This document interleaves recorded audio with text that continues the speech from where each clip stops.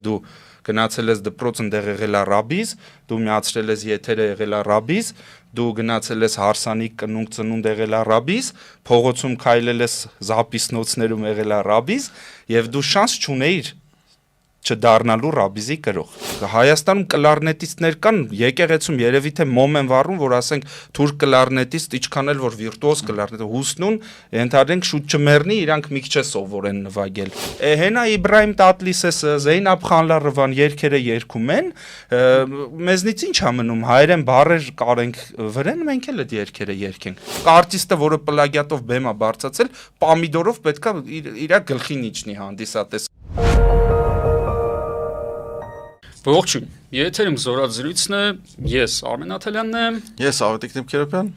ես Կորյունը Դավթյան։ Այո, Կորյունը Դավթյան, այսօր մեր հյուրն է, մեր մարտական ընկերն է, մեր ընկերն է,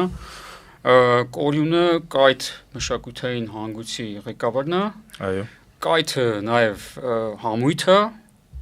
ֆոլք երաժշտություն կատարող, չէ՞։ Այո, ժողովրդական եւ ժողովրդական, բայց մեր իմացած ժողովրդականը, ոչ թե սովորական ունկնդրի իմացած ժողովրդականը, այլ մեր իմացած ժողովրդականը, այն, որը որ նոր եթե մասսայական տերմին եք ուզում, ավանդական հայկական երաժշտության։ Այո, ավանդական հայկական։ Այո, կայթ։ Եվ այսօր մենք Կորյունին կանչել ենք, որպեսզի իր հետ խոսենք մշակույթի եւ անվտանգության այս հատման խնդրի մասին։ Եվ մշակութային անվտանգության, որովհետև ինչպես գիտենք, մեր մշակույթը արդեն մի քանի դար շարունակ ենթարկվում հարձակումների մեր թշնամիների, հակառակորդների, չուզող հարևանների կողմից, ժամանակ առ ժամանակ դեպքեր են հանդիպում, որ յուրացնում են մեր մշակութային ժառանգությունը, ժամանակ առ ժամանակ մեզ իբր հայկականի անվտանգ ներկայացվում է թուրքական, պարսկական, ինչ-որ արաբական, հայերեն բառեր։ Արևմտյան էլ, այո։ Եվ դրա դեմ պայքարը շատ դժվար է, եթե չգիտես քո արմատները։ Հենց սկզբից մի անգամից չհամաձայնվեմ Աբոյի հետ, ես տենց չեմ մտածում, որ տենց մեզ սաղ փորձում են ինչ-որ ուտեն, խժռեն, մեր մշակույթը յուրացնեն եւ այլն։ Այ մի հատ արի հասկանանք, ես հակասության պահ, էլի կա կարծիք, որ մենք պետք է մշակութային տեսանկյունից փորձենք ապահովել մեր անվտանգությունը, շրջապատը փորձում է մեզ փչացնել, մեր մշակույթը յուրացնել եւ այլն։ Մյուս դիրքորոշումը այնա, որ դու լրիվ պետքա բացվես աշխարհի առաջ, քո ունեցածը 10 աշխարհին, աշխարհի ունեցածը վերցնես ու հենց այդ միքսի արդյունքում էլ կստացվի ինչ-որ նոր հայկական մշակույթ։ Երրորդ ձևն էլ կա, թե ելնես նրանից, թե ինչն է հնարավոր, ինչը հնարավոր չի։ Ու ես սովորաբար սենց հարցերում մի քիչ կենտրոնանալու համար եւ կոնկրետ չափելի լուծումներ գտնելու համար նախընտրում եմ հասկացությունների շուրջ մի քիչ երկար խոսել։ Մենք հաճախ ասում ենք մշակույթ ու դրա մասին ամեն մեկս յուրովի պատկերացում ունենք երևի թե էլի, թե այդ ինչ է այդ մշակույթը եւ երբ որ նայենք սենց սահմանումներում վերջնական եւ տենց ավարտուն հստակ աշխարհի կողմից ընդունված ձևակերպում էլ չկա, թե մենք երբ որ ասում ենք մշակույթ, ինչ է, բայց սովորաբար դրա ընդգրկունության սահմանները սկսած կենցաղավարման պարզ ֆորմաներից մինչև այսօրվա ամենանոր թվային հիգիենա պայմանական անունը դնեմ, որ դու պետքա մեդիայում գրագետ լինես, սոցիալական ցանցերում փասվորդներդ պահելու ձևերից մինչև բան, դրանք բոլորը մշակութային ասպեկտներ են, եւ եթե մենք ուզում ենք խոսենք մշակույթի ոնց որ արվեստի, դրա ավանդույթների եւ դրա հիմիկվա մոդեռն մարտահրավերների մասին, պիտի կոնկրետանանք, ինչ որ կետի գանք, որ կարողանանք շարունակել գնալ առաջ, էլի։ Նայ, օրինակ ես եւ ռիսկերը գնահատել եւ բաները, մեր հնարավորությունները։ Մի շաբաթ առաջ էր, որ բաներ, չէ, Թաթուլի համերգը եղավ։ Դե ես գիտեի, որ այդ հարցից չեմ փախնի։ Նայ, օրինակ հիմա գնում է այդ բանավեճը, չէ, որ լսենք կոմիտաս, չգիտեմ, լսենք Սայաթ-Նովա, այդա հայկականը, մյուս կողմը ասում է, որ այս կիսա բաները, տոները, այդ տադամ, այդ կալկալոցը դա եւս հայկական է, մերն է, որտեւ այս տարածաշրջանում է, մենք էլ ենք դրանից, Թաթուլն էլ է մերը, Ժան-Կոչյան Տիգրանն էլ է մերը, Արամ Խաչատրյանն էլ է մերը, Տիգրանյանն էլ է մերը, ամեն ինչն էլ մեր մշակույթի մասը։ Արի հասկանանք դու ոնց ես մտածում։ Ես մի երկու էքստրիմ ասեմ, էլի։ Ունենք Եկմալյան, եւ կա այսօր ժամանակից արվեստի են մի էքստրեմս պատից կոչով կպցրած մի հատ բանան է, Հիմա բարձա որ այսօրվա հայկական մշակույթը եւ ընդհանրապես որևէ մշակույթը դրա կամ հետ գնանք, ասենք լավ բախել գնանք կամ միջնադարյան եկեղեցական երաժշտություններ գնանք, բայց այս ամբողջ մշակույթը դրա արանքում տեղավորվում է, հա մի քիչ այն կողմ, մի քիչ այս կողմ, բայց մենք ունենք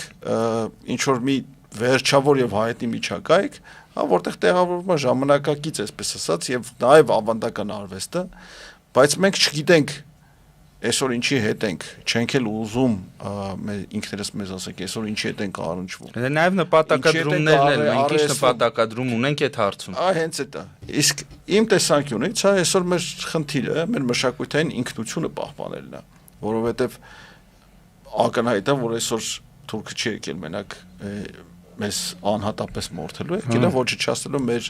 մեր ինքնությունը եւ մշակութային ինքնությունը ոչ վերջին հերթին, միգուցե նաեւ առաջին հերթին, որովհետեւ դրանով ենք մենք բնորոշվում, դրանով ենք մենք ներկայացվում աշխարհին կամ դրանով ենք մենք ինքներս մեզ ասում հայ։ Հիմա մի հատ ինչ է նշանակում մշակութային բաղադրիչները որոնք են, բաղադրիչները որոնք են, չէ՞։ Այդ որն է, որ ուզում են վերացնել։ Այդ ի՞նչ է։ Մեր խաչքարը, մեր երաժշտությունը ավանդական, մեր ավանդական պարերը, որ մեր ավագ ընկեր Գայք Կինոսյանը, որ երկար տարիներ եւ ջանադրաբար, երբեմն ցավով, երբեմն տառապանքով վերականգնում էր Չալմդանգին, որ տարավ հասցրեց Մասսի գլուխի եւ այնտեղ ապարեց, որը որ մեր ռազմապարի այսպես գոհարներից է։ Այն ինչ որ մեզ բնորոշում է եւ որ կարող ես ասես սա հայկական է, հայ է սրանով բնորոշվում, եւ որ մեզ դրանով եւ կարելի է ներկայացնել եւ կարելի է նաեւ առանձնացնել։ Այդտեղ բայց ընտրության ֆակտոր կա, չէ՞, այսինքն օրինակ ինձ համար, եթե ես նայեմ թե ինչ գործոններ են այդ քո նշած ժամանակահատվածում, չէ՞, որ մենք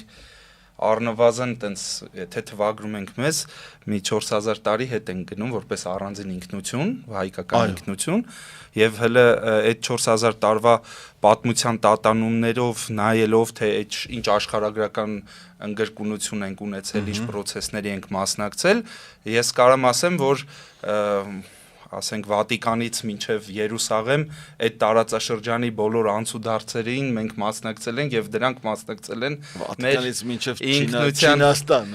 Դե կարանք ավելի երկարացնենք, մետաքսի ճանապարհի հիմքով կարանք ավելի։ Հիմա դրանք բոլորը մեր ինքնության մեջ մասնակցություն են ունեցել եւ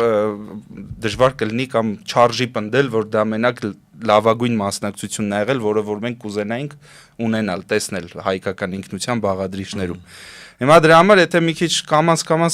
բերենք մասնավորեցնելու, ասենք օրինակ էլի գանք երաժշտությանը, ծիսակարգին, արարողակարգերին ու մեր սոցիալական ինստիտուտներին, որոնցից մեծ հաշվով կա երկու բաժանում, հա, կա դժգոհություն, բողոք, սկսած ռաբիս համերգներից մինչև ռաբիս ծիսակարգեր եւ հակառակ ծայրահեղության մեջ կա, ասենք, ֆանտաստիկ բարձրակարգ համամարտկային արժեքների մակարդակի հասած արժեքներ։ Հիմա բայց չէ որ մենք երկուսի միջև ապրում ենք եւ երկուսն էլ ձևավորում են մեր ինքնությունը, ազդում են մեր ինքնության վրա վաղ մանկությունից։ Հիմա այսինքն մենք ստեղ դառնում ենք ակտոր, կամ չենք դառնում ակտոր։ Օրինակ կայտ մշակութային հանգույցում մենք մեր աշխատանքի փիլիսոփայությունը հենց այդ հարցադրումով ենք սկսում։ Ասում ենք, որ մշակույթը ձևավորվում է անկախ նրանից, թե մենք դա ուզում ենք, թե ոչ։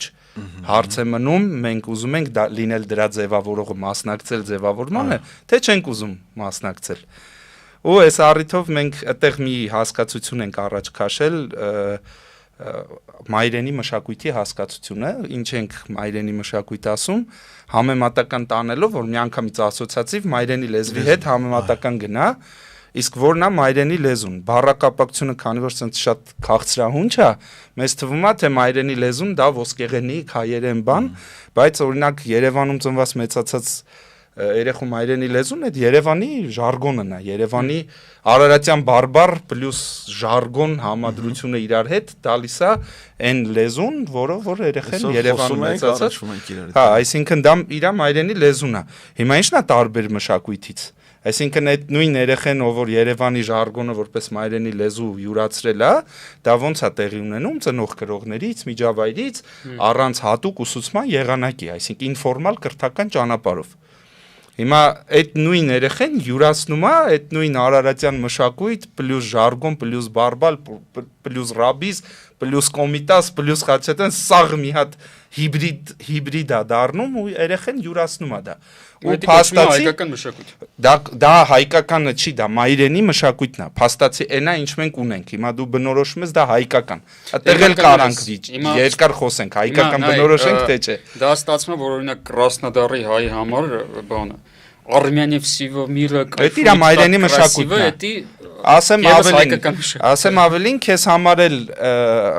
ռաբիզը քո մայրենի մշակույթի բաղադրիչ է, որտեվ դա դու չես որոշել, ոնց որ դու չես որոշել, թե որ լեզուն լինի քո մայրենի լեզուն, դա տրվել է բնականորեն դու այդ միջավայրում ծնվել մեծացել եւ յուրացրել ես դա։ Նույն ձև չես որոշել, բայց արդեն կան գործիքներ կրթական, մեդիայի եւ այլնի, որոնք ժամանակի ընթացքում կարան բերեն քո գիտակցական ընտրության, որ դու արդեն գիտակցես, որ չէ, մի րոպե, այն ինչ որ ես փոքր ժամանակ ես միջավայրից, որտեղ անդադ աղմուկ է եւ այդ աղմուկը յուրացրել են որպես մշակույթ, նույն ռաբիզն էլ հետը, որտեվ դու գնացել ես դպրոց, ընդեղ եղել է ռաբիզ, դու միացրել ես եթերը եղել է ռաբիզ,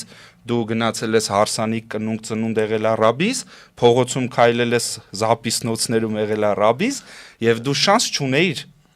չդառնալու ռաբիզի գրող։ Բայց այստեղ պետք է հասկանանք, թե ինչքանով ենք մենք դիմակայում այդ ռաբիզի, չասեմ մենակ ռաբիզի, օտարի ազդեցությանը կամ ինչքանով ենք կարողանում հակազդել դրան, որովհետև այդ ամեն ինչը մարդիկ կարող են ասել դա դավադրապաշտական տեսություն է եւ այլն, բայց դա ամեն ինչը ուղղորդված է իմ կարծիքով, ուղղորդված է հենց կործանելու, նսեմաստելու հենց մեր ինքնությունը եւ սղելու, դարձնելու մեզ համաձայն չեմ, օրինակ նույն Ձախ Հարութ ես լսում 80-ականների Սենտը ռոմանտիկ մելոդիա կա, տեքստ կա, ասեմ նույնիսկ 90-ականների ռաբիս երաժշտության մեջ կա գաղափար տեքստ, Տիգրան Ժամկոչյանն ես լսում, դա տեքստ կա։ Այսօրվա ռաբիզը, որը լսում ես, դա ռաբիս էլ չի։ Շուտ արաբական ասես տնգլոցը, հա, ChatGPT-ն ավելի լավ տեքստ է։ Համար այս ճանապարհը պիտի տեսնենք, հա, ճանապարհը պիտի հասկանանք։ Մելոդիա կա։ Ձախ Ռուբեն Հաղվերդյանի հետ երեքիլը կարմիր կակաչներ։ Հա, որ ես լսում երաբար գնալու ճանապարհին։ Դա էլ է ռաբիս։ Հաջորդ հասկացության հարցն է հասունում, շատ հետաքրքիր է, որ Արմենը ասեց հանդիպենք հաղորդման շրջանակներում, ես գիտեի, որ ռաբիզի հարցից չեմ փախնելու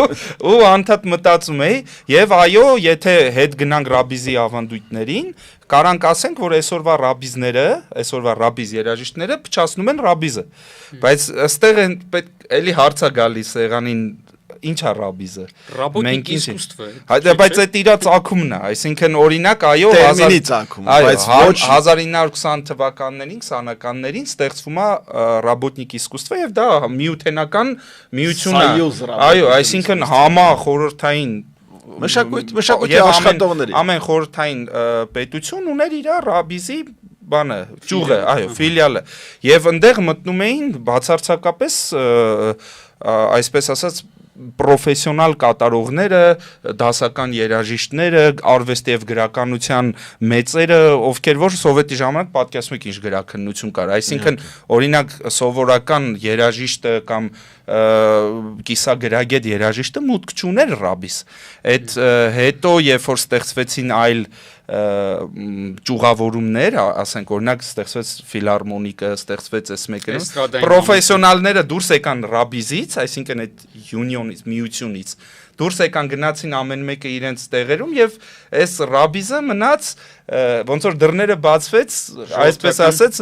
գնչուների առաջ, հա, այսպես դուրս եկավ մնաց արհեստը։ Այո, եւ դա դարավ ավելի նման համքարության եւ ընդ որում մինչեւ 1940-ականներ, մինչեւ երկրորդ համաշխարհային պատերազմ դա առավելապես ֆոլկլոր էր։ Այսինքն դա հայկական քաղաքական ֆոլկլորի նորացումն էր եւ ահագին չափով հենված հենց գեղչկական ֆոլկլորի վրա, որը որ մենք համարում ենք մեր ավանդական լավագույնը կոմիտասի հանճարեղ եւ թեթև ձեռամբ, որ տեսավ, որ չէ, ամեն դեպքում գեղեցկական ֆոլկլորում կա ինչ-որ հետաքրքիր յուրահատկություն, որը շատ է տիպիկ, շատ է առանձնանում, շատ է հայկական, ամենահայկականը։ Եվ քանի որ քաղաքային ֆոլկլորում առևտուրը օտար ազդեցությունը շատ էր, քաղաքային ֆոլկլորը պայմանական բառ ասեմ, հա, ջրիկանալու հատկությունն էր, այսինքն ինքնության տիպիկ առանցքից շեղվելու, հարմարվելու, շուկայական պայմաններին հարմարվելու, շուկայական նպատակներ դնելու, եւ ավելի իրավիճակային է քաղաքային։ Ոչ գեղարվեստ կա, ոչ բնություն կա։ Եթե գեղեցկական ֆոլկլորում կա բնություն եւ կատարում է, երգում է բնությունը, այդ էնդեմիկ տեսակի դա մենակ հայկական ֆոլկլորին չի վերաբերում, դա բոլոր ֆոլկլորներն է վերաբերում, բայց քանի որ բնություն եւ գեղարվեստում կա կատարսիսի, աստվածայինի կատարելության ձգտումը, քաղաքային ֆոլկլորում եւ շուկան է ավելի շուտ էլի, որտեվ գեղեցկականում էլ է կենցաղը դոմինանտ նշանակություն, բայց այդտեղ քանի որ կան կատարողներ, որոնք ծախում են այդ ապրանքը շուկայում, դա երաժշտությունն է, ծիսակարգի հարսանիք, կնունկ, ծնունդ, թաղում եւ այլն։ Հա, իրանք կամ ռեստորան, պանդոկ, իրանք հստակ խնդիր ունեն, մաքսիմալ վաճառվող ապրանք բերել շուկա։ Եվ դա միակ նպատակն է այդ շուկայում գործող ակտորների, կլինեն երաժիշտներ, կլինեն բաներ, նկարիչներ եւ այլն։ Հիմա դրա համար երգերի կուպլետները դարել տենց պրիմիտիվագուն, որտեղ ժողովուրդը ուզում ասած ապուշ ինչ որ ջան, բադրջան ինչ որ sense։ Թեմաների շուրջ։ Այդտեղ իրական էվոլյուցիան այդտեղ չի պրսնում։ Օրինակ նայ 42-րդ համաշխարհից հետո սկսում են մուտք են գործում այլ օտար երաժշտական նվագարաններ, կլարնետ, արդեն մոտիկանում են ռաբիզին, որը որ մենք գիտենք։ Դրանից հետո։ Եվ քանի որ Երևանն էլ արագաճող քաղաք էր եւ պատկերացու տարբեր գյուղերից լիքը մարդիկ, ընդ որում ոչ միայն հայ ազգի, այսինքն նույն Կարսից կարար մարդ գար այդտեղ, կարար գար Արևմտյան Հայաստան տարբեր շրջաններից Երևան, կարային գային հայրենադարձվածները Սիրիայից, Լիբանանից եւ այլն, այստեղ էին նաեւ թուրքեր, ադրբեջանցիներ եւ մեր քաղաքային ֆոլկլորը առավելապես համեմվելով հայկական այդ տարերով եւ թուրքական այդ մոտիվներով կլկլոսների կատարման արաբական մոտիվներով ինքը տենց ինչ-որ հիբրիդ դառավ բայց ինքը ուներ իր տեղը եւ ժամանակը կատարման մինչեւ 1991 թվական երբ որ արդեն Հայաստանը ունեցավ անկախություն գրաքննությունը դուրս եկավ եւ ռաբիզները որոնք այսպես ասած տենց արվեստագետների բացակայությունից մտել էին ռաբիզ, այսինքն տեղեր ազատվել եւ իրենք եկել էին ռաբիզ, հիմա տեղ ազատվեց իրենց համար հերոստաեթերում, տեղ ազատվեց բեմերում, այն ժամանակ եթե մենակ պանդոկում էր հիմա կարելի էր նաեւ Արամ Խաչատյանի բեմում, օպերայի բեմում եւ այլ բեմերում եւ հիմա արդեն կա ինտերնետ ազատ սփռում եւ շատ հետաքրքիր հատկություն ունի ռաբիզը, որը մենք չենք կարող արդեն որպես լուծում չենք կարող թերագնահատել, դա բացառիկ կայունությունն ու ճկունությունն է ժամանակի հանդեպ, ժամանակի քննադատության ինքը ամենաէլաստիկ, ամենահարմարվող ցանկացած ֆենոմեն, որը ստեղծվում է գեղարվեստում, ռաբիզը իր մեջով անցկացնում է։ Այսինքն ռաբիզի բոլոր երաժիշտները իրենք ավարտում են քոլեջներ երաժշտական, ավարտում են կոնսերվատորիա, որտեղ ոչ մեկ կամ մանկավարժական, որտեղ ոչ մեկ իրենց չի սովորացնում ռաբիզ նվագել։ Իրանք ասենք քննության համար պատրաստում են քննական նյութը ուղիղ, այդ նույնի ռաբիզը պահում են, որ գնան դրանով վաստակեն։ Եվ սա մի բան է, որ անհնար է դիմադրությունով կոտրել։ Դե որովհետև պետք է մի բան ընդունենք, այդ մանավանդ այդ մասով շուկան, որը որ պահանջ է դնում, ասում է այսօր էսա վաճառվելու, եւ ռաբիզը դրան է հարմարվում։ Վաղ շուկան կասի այսօր այս մյուս օրը էսա վաճառվելու։ Եվ այդտեղ էլ է դա, բայց նայ հավիձվի պատմությունը չէ, հավիձը որ դու առաջարկում ես, ես էլ տես կա այդպես ասացիր, ինչքան պրիմիտիվ այնքան ավելի հեշտ հիշվող եւ այլն, եւ դա ունի իր բացատրությունը։ Այդ պրիմիտիվ հեշտ հիշվողը շատ մարդ կարող է երգի։ Ինքը շատ մարդ կարող է մեքենայի ղեկին նստած եւ ռադիոյով լսի եւ ինքն էլ հետը ձայնակցի կամ նվագակցի, հա։ Ու դա շատ հեշտ է դա առնում, ասենք շատ մտնում է մարդկանց մեջ այն անգլերեն տերմին կա catchy, հա։ Աշխարհը մերնա, աշխարհը այդ հեշտ է հիշել։ Եվ օրինակ նույն Արտասամանյան ասենք մշակութային ասպարեզում փոփը, որ մենք ասում ենք, հա, ինքը ինչի է փոփ, popular է, հա, զանգվածային մշակութային, օրինակ շատ դժվար է երգել Queen, չնայած Queen-ն էլ է փոփ, հա, բայց շատ հեշտ է երգել, ասենք բան ապետե, հա, ինչպես է վերջի հին բան տրենդների լավ է հա, ես լավ եմ հետևում, հա, բայց այդ գալիս է նրանից, թե ինչքանով ես ավելի գնում հասնում մինչև այդ հեշտին, հա, ռաբիզը հեշտն է։ Մենակ բայց հեշտի հիմա մի հատ է խնդիր, էլի, նայ։ Հեշտը ֆակտոր է, բայց միայն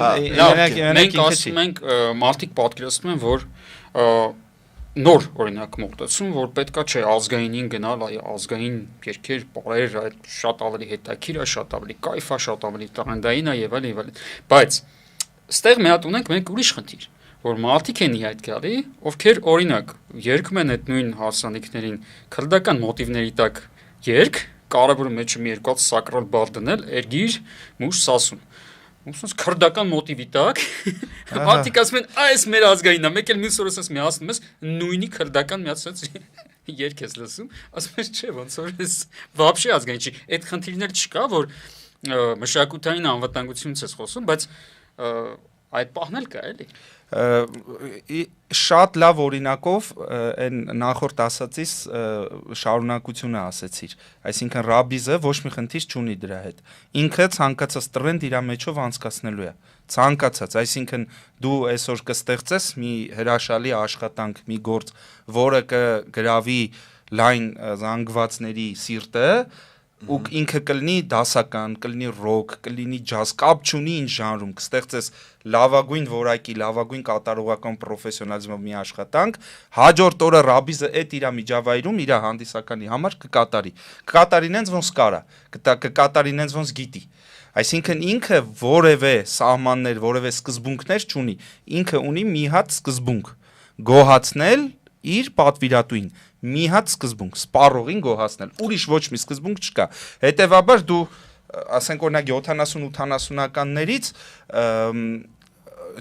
ջութակը սկսեցին, հա, ասենք պրոֆեսիոնալ ջութակ կատարողները սկսեցին ռաբիզի մեջ ջութակներ մուծել եւ արդեն հարսանիքներում ջութակ կար։ Պրոֆեսիոնալ դաշնակարները վաստակից ելնելով կամ այլ պատճառներով սկսեցին այդ նույն ջազային ակորդները բան տանել ռաբիզացնել։ Այսինքն մենք ամեն ինչի ռաբիզը ունենք եւ պետքա ուշադիր լինել, որ այս տերմինը նայեք ինքը իր այդ մայր վիճակից, այսինքն ռաբոտնիկի իսկուսվը մտ հապավում էր, որը ցույց էր տալի միության անուն։ Ինքը ինչ աստիճան կուլտացել ու ընդհուպ կարամ ասեմ, որ սոցիալական ինստիտուտի է վերածվել, որտեվ ինքը այսօր երբ որ մենք ասում ենք ռաբիզ, մենք չենք հասկանում մենակ երաժշտությունը։ Մենք ապրելակերպ ենք հասկանում, մենք դրա տակ որոշակի աշխարհընկալում ենք հասկանում, ենք լուրջ ինստիտուտ է դարել, հա, կարանք ասենք ենթամշակույթ, կարանք ասենք մշակույթ, տեսաբանները կան դրանով զբաղվեն, բայց ինքը արդեն կուլտ է, ինքը վարվեցողություն է, ինքը դու մարդուն ես ասում ռաբիզել, այսօր ընդ որում ասեմ մինչև 90-ականների կեսեր պրոֆեսիոնալ երաժիշտները, որ իրենց ասում են ռաբիզ, իրանք ասում են մենք ռաբիզ չենք։ Հետո փոխվեց, հետո դարա որ դե լավ հոամոտ չի ռաբիզ լինելը, սկսեցին ասեն ռաբիզ ենք, այսինքն խի էին ասում ռաբիզ չենք, որովհետև ռաբիզը մենակ երաժշտության մասին չէր։ Իրանք որպես ռաբիզ երաժիշտ չէին հերքում իրենց ռաբիզ լինելը, այլ ռաբիզը դի կապված էր վարքի հետ, կապված էր նաև կիսա քրեական, այսինքն որ ոչ քրեական է, ոչ քրեական չի, այդպես շոր տարերի հետ, ինքը կուլտ է, էլի, հասարակ եւ բան ուներ, հա, ինքը չասեմ նսեմ կամ նվաստացված, բայց ուներ ավելի հասարակ ընկա, հասարակի, բայց դրա մեջ են օրինակ մոսիական թասիբի բանի ինստիտուտը եկե խառնվել էր դրան, ինչ որ ուրիշ եսի ինչ էր դարձել, եւ հիմա էլ կա, այսինքն ինքը մենակ երաժշտության մասին չի, ինքը արդեն լրիվ ուրիշ ինստիտուտ է դարձել։ Եվ ես ոնց եմ արդյոք դա խնդիր է։ Այ այս թաթուլի համերգը ինչի օրինակ բերեցի, հա, ինչ որ մի քանի մասեր բաժանվել հանրությունը։ Կա ինչ որ ծայրահեղ մոտեցում, որ այ մենք կրվեցինք կամ այ երգիրը այսպես վիճակում է, որովհետև թաթուլը հավաքում է այսքան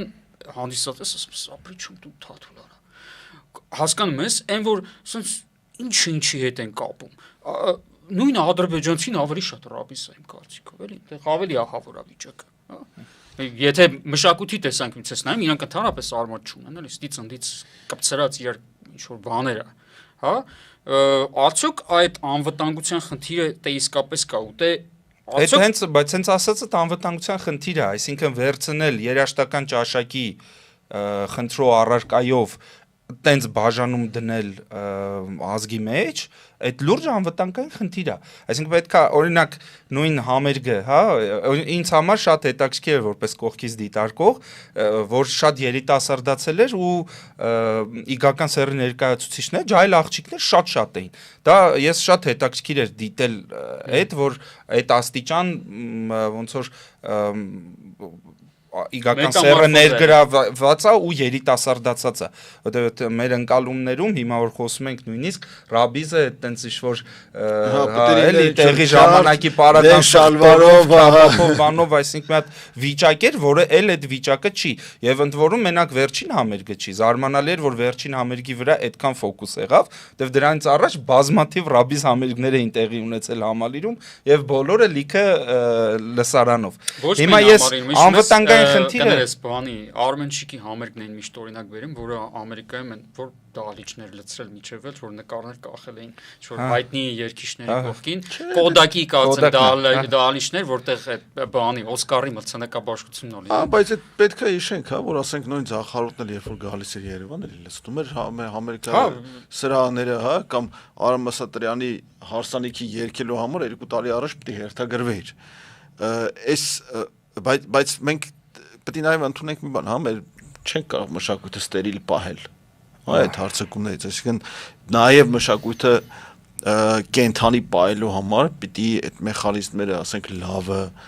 ընկալելու, այդ լավը հայացնելու, հա, ոնց ենք ասում, որ քրիստոնեությունը եկավ Հայաստան,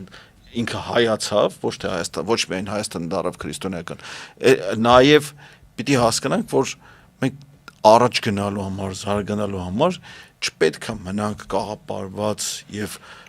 բաների մեջ, այսպես շրջանակների մեջ, այլ պետք է նայենք թե դուրսը, հա, մեր մշակութային սահմաններից դուրս, մեր ինքնությունից դուրս, ինչն է, որ մեզ կարա զարգացնի ավելի լավը եւ ավելի ընկալելի դարձնի։ Դե այդ հա է, բայց ստե մի հատ ուրիշ խնդիր կա, որ շատ ու շատ հայեր ու հայաստանցիներ ունենալով բնականից իրականում այդ իրանց մեղքը չի, ինչ որ քաղաքենություն կա, մարդիկ ազգայինի նկատմամբ շատ sense բան են վերաբերվում, էլի որ այդ ինչ որ հին կարծրացած բան է եւ այլն, նորովի ներկայացնելու խնդիր կա, ու մարդը ամենակիչը գոնե իմանա ինքը ով է։ Այդ հարցը կա, այսինքն մարդը հասկանա, որ հա, այս սրանից բացի կա նաեւ սա այ կայթը ինչով է լավ, հա, կայթը, կաթիլը, ես այս համույթներին չեմ սիրում, օրինակ մեր գորը, Gorgeous Beats-ը, հա, մարդը բիտերով ինչ-որ ազգային բաներ է, մոտիվներ է ներկայացնում, որ կարա ստակ, ասենց հավեսով կտրվես, էլի, որ մարդը հասկանա, որ այսի հայկականն է, լավ, ֆիքսեցինք, սա, այս էլ հայկականն է, գոնե դա իմանաս, էլի, չէ՞։ Դե այդ հենց այդ է, շատ հետաքրքիր անցում կատարեցիք բանին, լուծումներին, այսինքն մենք քննարկումից թե խնդիրը ինչն է, անցանք լուծումներին խնդրի։ Մենք 10 տարվա փորձ կայքում ունենք, ես հիմա մի քիչ կպատմեմ դրա մասին, մենակ ուզում եմ այդ որպեսզի իրար կարողանանք ճիշտ հասկանալ լուծումների մշակման հարցում կամ մեր առաջարկած լուծումների հարցում այդ երկու խնդիրը հստակ ձևակերպենք, հա, ու մի եզրույթ այդ մայրենի մշակույթի պահը պետքա շատ լավ պատկերացնել, որ շատ ժամանակ այն մարդիկ, ովքեր որ սպառում են A, B, C մշակույթը, իրենք այդտեղ մեծ հաշվով ընտրություն չեն ունեցել։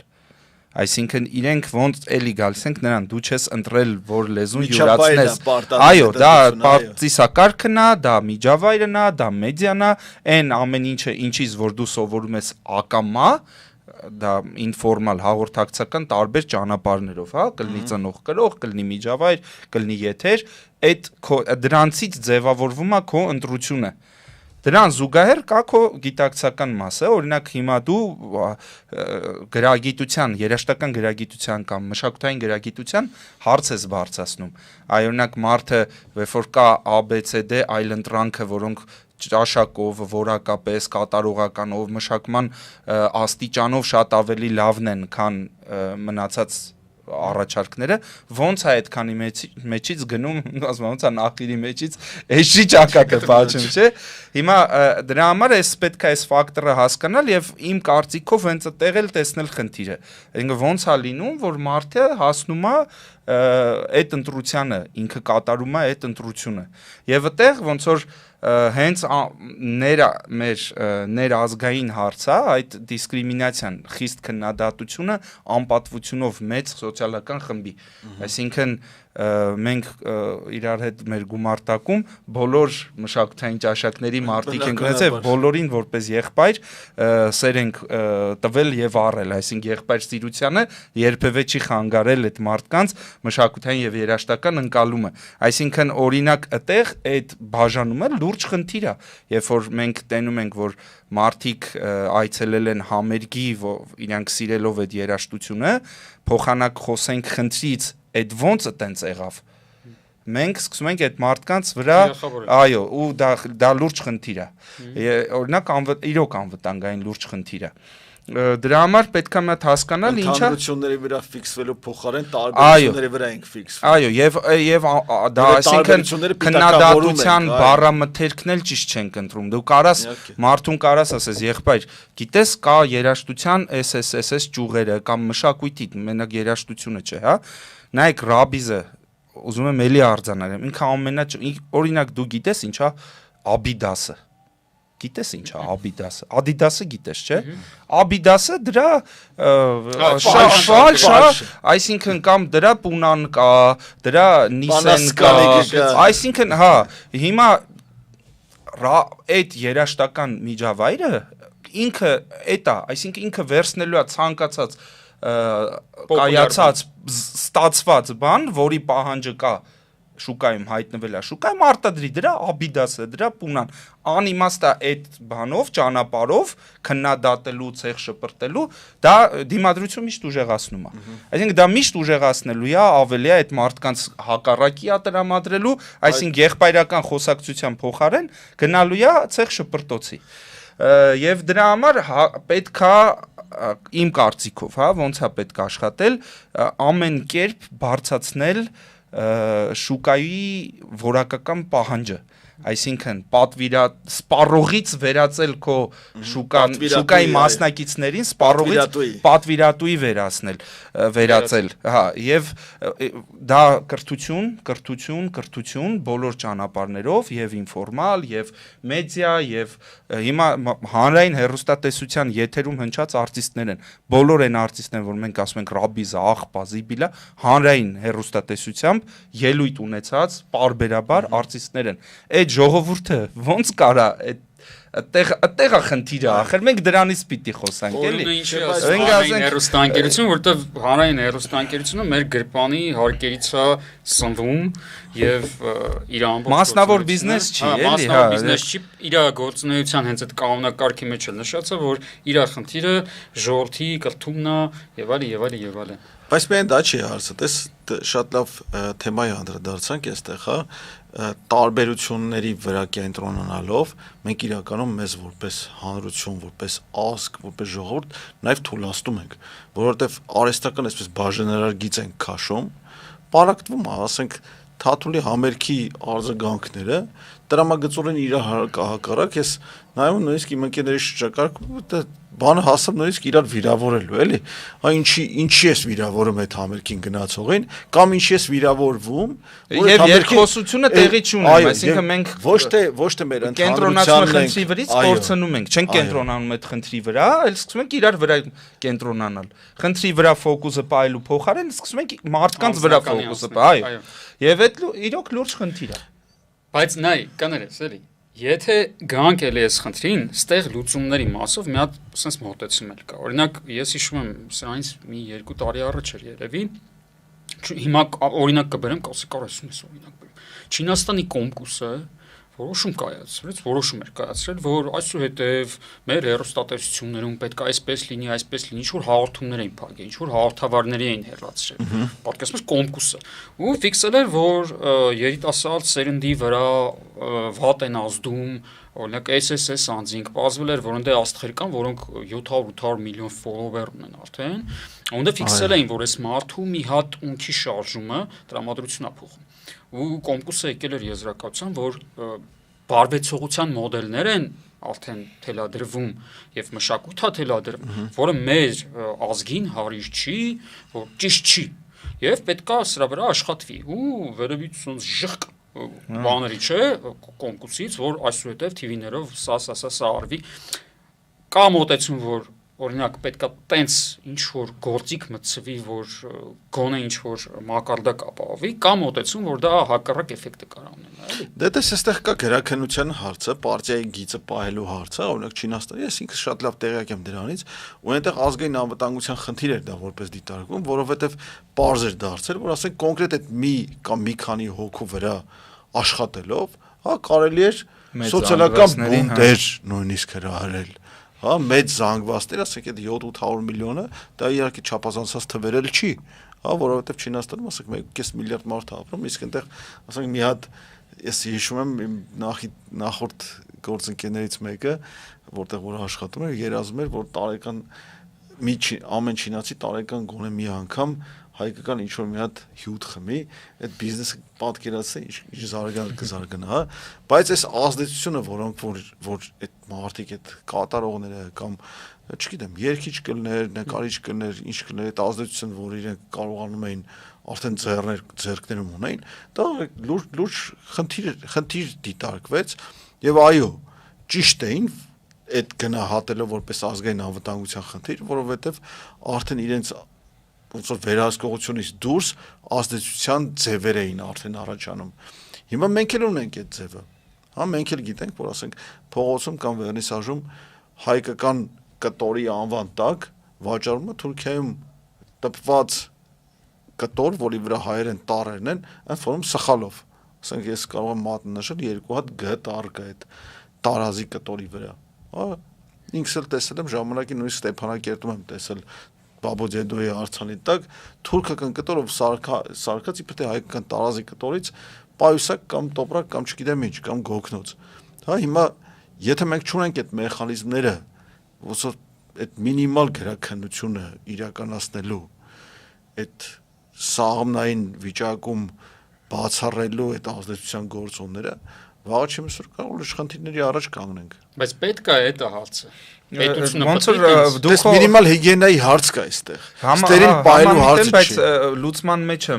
մի քիչ տարակարծիքն է, ոնց որ դու խնդիրը ստեղծում ես, դու խնդիրը փորձում ես լուծել կացնով։ Այսինքն դա շատ նման է բանի, որ ֆիզիկական առողջության մասով էլի թողում ես հիվանդությունը հասնում է մի հատ կետի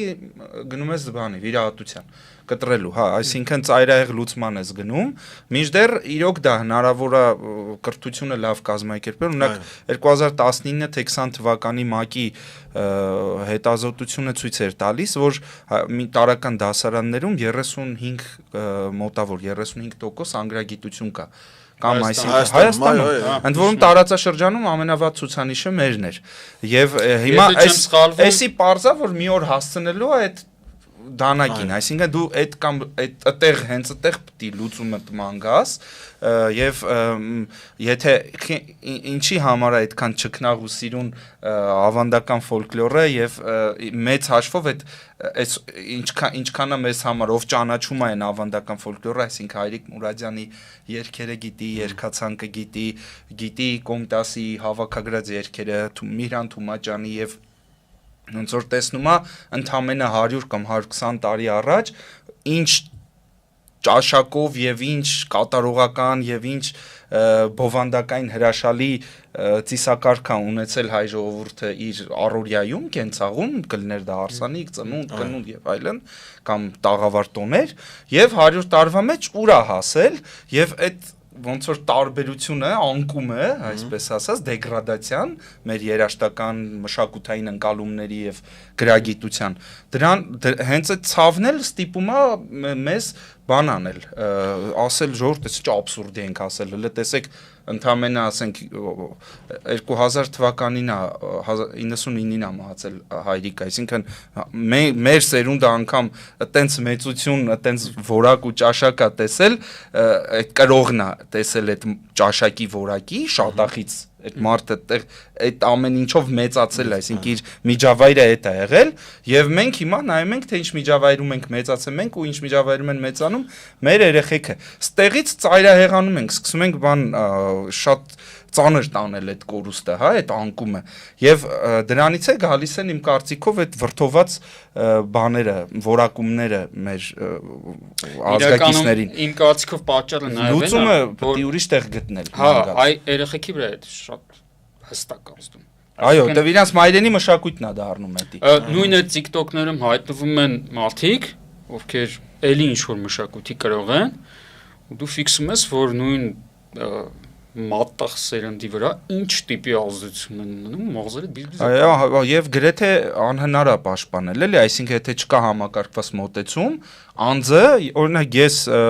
շատ դժվարանում եմ պաշտպանել, հենց մշակութային երաշտական եւ այլ այդ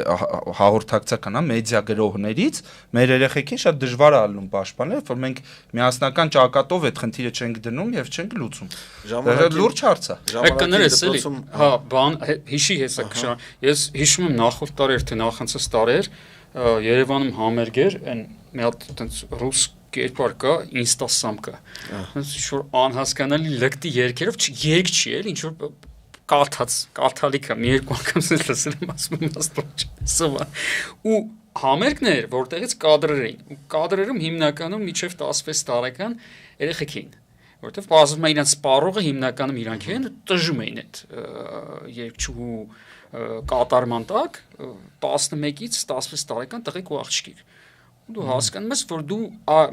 ուրիշ փուչիկի մեջ ես, մենք բոլորս։ Ու մենք շատ կարևոր մի հատ բան ենք բաց թողել, որ մի հատ սերունդ է մեծանում, որը հանրապես լրիվ ուրիշ տիեզերքներում է։ Դուք չեք հիշի, բայց ես լավ հիշում եմ, իմ դպրոցական տարիներին բաժանում էին դասարաններում եւ դպրոցներում աբոնեմենտներ, հա, մշակութային բաների միջոցառումների, հա, ու ես պիտի բալետ գնայի, պիտի օպերա գնայի, պիտի գնայի կինո, հա, առնչվեի բարձր արվեստին, հա, հիմա կարծում եմ, որ հենց բարձր արվեստին առնչությունն է, որ կարող է ճիշտ ընկալում առաջացնի ռաբիսի, որպես մշակութային մի ձևի մշակութային դրսևորման մի տեսակի, հա, բայց նաև մեզ զերծ պայի դրա, չասեմ ռաբիսի, հա, այլ օտար ազդեցության գործիքների, այսպես խիստ ազդեցությունից զերծ պայի։ Հիմա եթե մենք բարձր արվեստը չխրախուսենք մեր ավանդական բարձր արվեստը, հա, Կոմիտաս Եկմալյան, Մուրադյան կամ չգիտեմ Տիգրանյան, Խաչատրյան եւ այլն, հա, մենք կամաց այդ բարձր արվեստից գնալու ենք դեպի արհեստը։ Հիմա կրթությունը դպրոցում կրթությունը չի խրախուսում բարձր արվեստը, որտեվ այդ բարձր արվեստը իրականում սպառողական չի։ Ախր այդ մանկավարժն է պետք է իմանա այդ բարձր արվեստը։ Իհարկե պետք է իմանա։ Մենակ դպրոցը քիչ է, մենակ պետական քաղաքականության խնդիրներ կա այստեղ։ Շատ անարդար կլինի ամեն ինչ թողել դպրոցի ուսերին, որտեվ տեսեք, դպրոցը որևէ կետում, որևէ տեղ ռաբիս չի սովորացնում երեխեքին։ Այդ կենցաղում է, այսինքն այդ ամենատակ տեղը երաշտական ընկալումը ձևավորվում է հուզական տակ ֆոնի վրա կամ դա կարող լինի եւ նեգատիվ ֆոն եւ պոզիտիվ, այսինքն օրինակ դուդուկի հանդեպ ընկալումը, չէ, սաղ աշխարհը այսօր դուդուկը համաշխարհային գործիք է ու սաղ աշխարհը որ լսում է դուդուկի ձայնը ասում է ինչ մարդու ձայնին ինչ նման է, ընկալում է որպես դասական բան, դա գործիք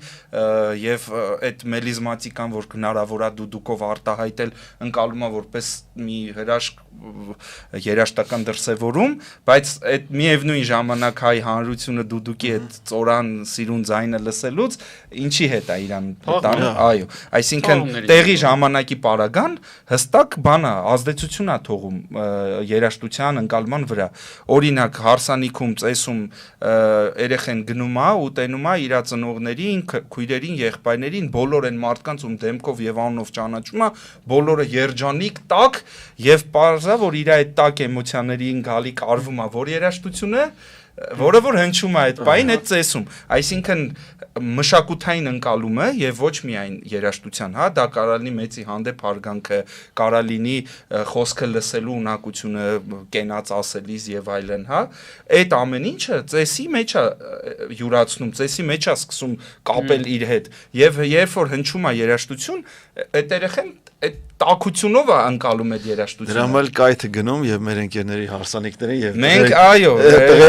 մեր լուծումը երեխեքի ծնունդներին հնչեցնել այո մեր ավանդականը ընդ որում միակ լուծումը որ տեսել ենք որ դու պետքա ռաբիզի որակը բարձրացնես բայց դա անհնար է հույսը ես չեմ կարա հույսը դնեմ մեր երաժիշտների վրա ես չգիտեմ ինստիտուտները որտեղ են բաց թողում անում արտիստներ թողարկելիս, բայց Հայաստանում կլարնետիստներ կան, եկեղեցում երևի թե մոմ են վառում, որ ասենք թուրք կլարնետիստ, ինչքան էլ որ վիրտուոզ կլարնետ, հուսնուն, ենթադրենք շուտ չմեռնի, իրանք մի քիչ է սովոր են նվագել, կամ ասենք նույն պլագիատը ամենաարատավոր երևույթն է, պլագիատը սեփական բանը, արգանդը չորացնելու ամենաուժեղ ճանապարհն է, այսինքն դու գլխիդ զոր չես տալի, սրտիդ զոր չես տալի, այդ էմոցիոնալ հուզական ու նաև դրան գումարված գրագիտական, հա, որ պետք է ստեղծես, արարես մի հատ նոր բան, ստեղծագործություն, հա, տենցա, չէ, անունը ստեղծես դուս գա, հենա Իբրահիմ Տատլիսեսը, Զեյնաբ Խանլարովան երգերը երգում են,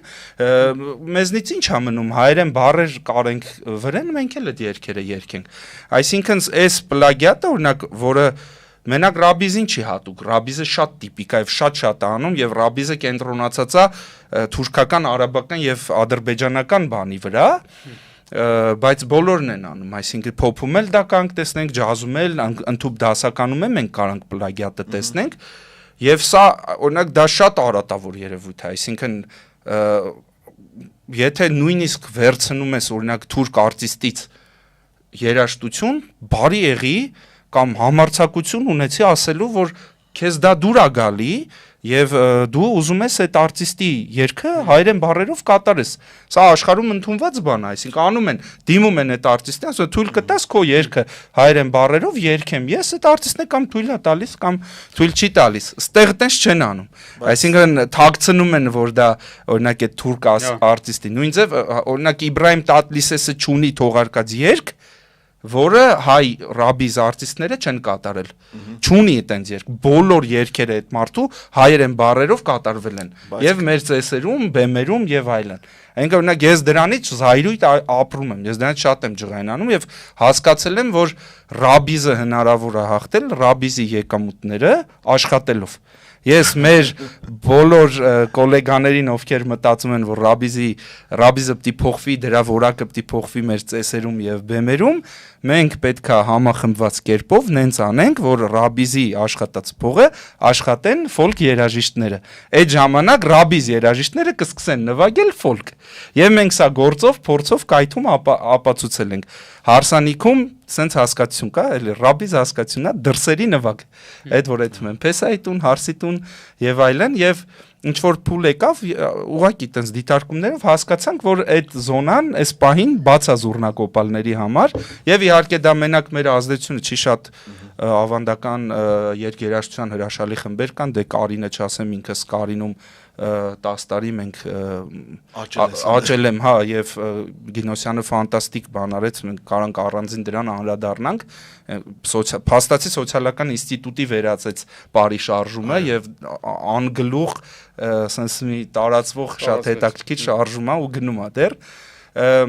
Եվ այդ բոլոր խմբերին ակունքը եւ այլն ովքեր որ ավանդական գործիքներ են օգտագործում, Մասունքը, Կարինը, Մարաթուկը, իրենց բոլորի այդ պահը եկավ, որ մենք այդ զուռնակոպալներով լցրեցինք այդ զոնան եւ հիմա շատ ռաբիզ երաժիշտներ Եթե կլարնետով գնում են, անպայման զուռնա կոպալել կա հետները։ Այսինքն այս բանը բերեց մի հատ փոփոխության։ Հիմա վաղը եթե ուժները կհերիքի մեր բոլորի, որ մենք մի քայլ էլ ավել որակի մասին է խոսանք, այսինքն մենակ զուռնա կոպալը չդնենք, այլ որ լինի զուռնա կոպալ, լինի այս մեղեդիներով, այս պարերով, ու լինի որակական այս մասշտաբում։ Այդ մեր ժողովրդի ընկալման ու գրագիտության աստիճանի աճի հետ կարա գա մենակ։ Դրա համար ոնց որ ամբողջ ուժը, այո, այսինքն ամբողջ ուժը դրել ենք կրթության մեջ, բոլոր ուղղություններով կրթել, մինչև մարդիկ իրենք գան որակի ընտրության։ Եվ մինչև մարդիկ իրենք տանել, այսինքն արտիստը, որը պլագիատով բեմ է բարձացել, պամիդորով պետքա իր գլխին իջնի հանդիսատես ասի, խի ես դու պլագիատը բերել ծախումին վրա ես, եկել էի քո ստեղծագործությունները լսեի, ոչ թե Իբրահիմ Տատլիսեսի ստեղծագործությունները վրան հայերեն բառեր կարած։ Հիմա մենք չունենք այդ բանը դեռ այդ մշակույթը, կարող է տեղ պետքա գնալ, էլի։ Դա գիտակցության, իհարկե հանրային գիտակցության խնդիրը ավելի շուտ եւ հանրային պատվերի խնդիր, բայց իհարկե դա կարելի է անել միայն կրթության կրթական փոփոխություններով, կրթության փոփոխություններով։ Ու ծիսակարգը փոխենք, էլի։ Եթե եզրափակենք, իմ տեսանկյունից մենք էլի գալիս ենք մի ասենց բանի էլի եզրակացության, որ խնդիրը ոչ թե այդ լաբորատոր պայման ստեղծելն է, սպիտակ, ասենց ազգային, դռները փակենք, այն որ կան, չէ, ասում են, վայ, չարիք, ասա չարիքը եւ այլն։ Հա, ստերիլ պահենք, այլ պետքա բոլորին հնարավորինս շատերին ցույց տանք, որ կա սա։ Ժորժ ջան, այս մեկն է։ Եվ ուսուցանենք։ Անպայման, մենակ ցույց տալը քիչ է, սովորացնել։ Սովորացնես, ինքը ընտրությունը կանի, բայց իմանա, որ հայկականը այս սա է, ու տես ինչ լավն է ինքը։ Ինքը տես ինչ լավ։ Եթե ժամանակ ունենք ֆոլկլորի, ավանդական ֆոլկլորի մի հետաքրքիր ֆենոմենի մասին ասեմ։ Հա, ունենք մի քանի րոպե։ Ուրեմն տեսեք, ծիսակարգը երբ որ արձանագրվել է, հա, այսինքն այդ գեղչկական ֆոլկլորի արձանագրումների մեջ մենք տեսնում ենք, որ դա խիստ մասնակցային է, այսինքն այն մարդիկ, ովքեր որ եկել են հարսանիք, եկել են ինչ-որ ծեսի մասնակցել, կան այդ ծեսի մեջ արարողություններ, որտեղ այդ մարդիկ անելիք ունեն։ Այսինքն օրինակ երգը, այո, նայող չեն, հանդիսատես չեն, ինչպես հիմա է։ Երգը կատարել են հենց մասնակիցները, պարը կատարել են հենց մասնակիցները, այսինքն դա կոպիտ ասած outsource չի եղել պրոֆեսիոնալ կատարողներին։ Ես դեմ չեմ պրոֆեսիոնալ կատարողներին outsource ներգրավել այս ծեսերում, բայց կան բաներ, որ մասնակիցը ինքը, օրինակ հարսանեկան ծեսում կա կետ, երբ որ թակֆորը գիտեք, փեսացուի գովքն են երգում։ Հա, ու հիմա չես տեսնի, հրավիրում են, այսօր հրավիրում են երգիչների, որը ված չի, գումար են վճարում, որ ինքը գա այդ հարսի գովքն ու թակֆորի գովքը երգի։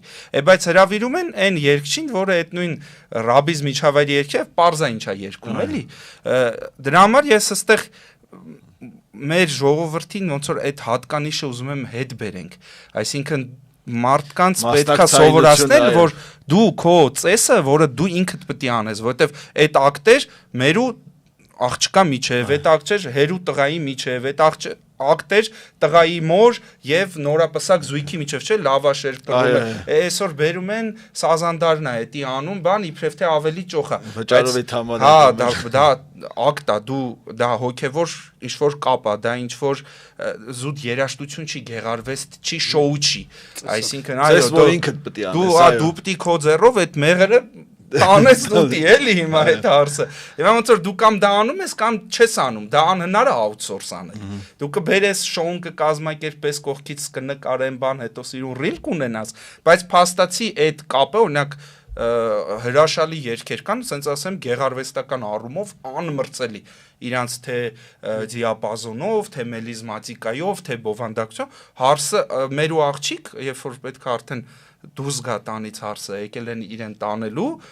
հրաժեշտ է երգում մորը։ Հիմա պարզակ 21-րդ դարում մի ժամ հետո Skype-ով զանգում խոսում են, ժամանակ կարող տանեին ու էլա այդ աղջկան չտեսնեն, այսինքն փոխվել է մի քիչ տեղի ժամանակի պարագան, բայց ես չեմ կարծում թե կարիքն է փոխվել։ Այսինքն մարդու պահանջմունքը մեր մոր եւ աղջկա միջև այդ կապը ստեղծելու, այդ հրաժեշտը ասելու պահանջը չի վերացել։ վերացել է գործիքը, երբ որ այն ժամանակ ինքը ուներ այդ համարձակությունը, գիտելիքը իր ավանդված իրեն, որ այս կետում դու կարաս այս ձևով արտահայտես քո հուզմունքը, քո մորը, այդ գործիքը վերցրել են այդ աղջկա ձեռից, 50,000-ով տվել են ինչ-որ 2 հոգի գնում կողքից երգում է, լավ են անում, էլի թող գան կողքից երգեն, բայց թող այս ակտը մի հատ կատարվի, մի հատ էդի տեղի ունենա, հետո Սազանդարը երգի, ու ես ներքին համոզմունք ունեմ, չուտյո, հա, այսպես ասած, որ երբ որ մենք կարողանանք նորից մարդկանց մասնակիցը սարքենք սեփական ծեսերի, օրինակ այդտեղա որ նաև Գինոսյանի աշխատանքը ֆենոմենալ կարևոր է, որ պարերը երբ որ մարդիկ գիտեն, իրենք ծեսում պահանջում են այդ պարի մեղեդին, երաժիշտին ստիպում են այդ մեղեդին սովորել, որ ինքը գա նվագի այդ մարդիկ պարեն, այստեղ մենք այո գործի վրա գործնականում հստակ տեսնում ենք, թե ոնց կարա ռաբիզում տեղի ունենա որակական փոփոխություն Այսինքն երաժիշտը մի հատ Երխուշտա Քոչարի Երխուշտա եւ դա հստակ փորձված, ապացուցված մեր աչքով տեսած շնորհիվ իհարկե այդ շարժումը Մուրադյանից սկսած եկել, բայց Գինոսյանի միջոցով դա դարձավ կոնկրետ ուղղորդված, այո, ինստիտուցիոնալ շարժում եւ մենք այդտեղ տեսնում ենք, որ դա աշխատում է։ Հիմա մեզ ի՞նչն է խանգարում մյուս մշակույթի մյուս ասպեկտներում համատարած կրթության ասենք բոլորին անկախ սերրից, տարիքից, կողմնորոշումից, անկախ ամեն ինչից ուղղակի ուսուցանենք, որպեսզի երբ որ գա տեղի եւ ժամանակի պահը, հստակ տեղում հստակ պահին, այդ մարդը պահանջի։ Այսինքն չէ, ես ուզում եմ էջմիածինը պարեմ, չէ, տենց մի նվագի, սենց նվագի, որովհետև ռաբիս էս նվագում։ Հիմա այդ տենց պահանջող դեռահասներ ունենք։ Հստակ դեռ, այո։ Դե համար ոնց է դա ճանապարհ է, այսինքն այո, տրված է ճանապարհը, ցույց են տվել, փորձել են, ապացուցել են, դրել են այնտեղ։ Հիմա մեր հարցն է, որ մենք շարունակենք այդ ուղղությամբ գնալ։ Շատ հետաքրքիր զրույց է, իմ կարծիքով sense կարանք մի 2 ժամ էլ շարունակենք, ես կարծում եմ մարժի մի օր շարունակել, բայց չշարունակենք։ Այո, շատ շնորհակալություն, շատ շնորհակալ ենք, շատ հետաքրքիր զրույց էր։ Զորած զրույցներ եթերում։ Հաջողություն։ Հաջողություն։ Հաջողություն։